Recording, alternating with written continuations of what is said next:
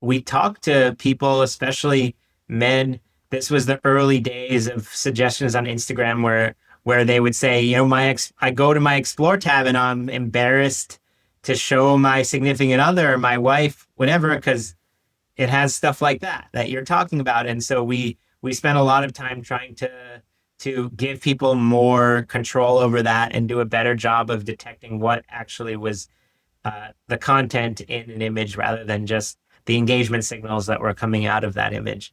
And now Instagram, I haven't been there for a number of years, but largely, generally speaking, they've continued on that same trend of giving people more and more control over what recommendations show up and really good control. Because just like you said, all of the people that we talked to say, showed us their explore tab or their recommendations, and they would be able to say, yeah, this is what I see. And also, I can tell you what I love. Help me Yeah. bridge the gap there. And Yeah. now I Yeah. think will really exist where if you are willing to put in the work, you can bridge the gap.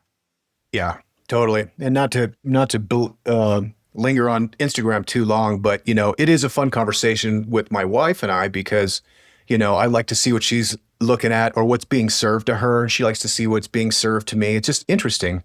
It does kind of reveal a little bit about you, but also it reveals Yeah. a lot about humans.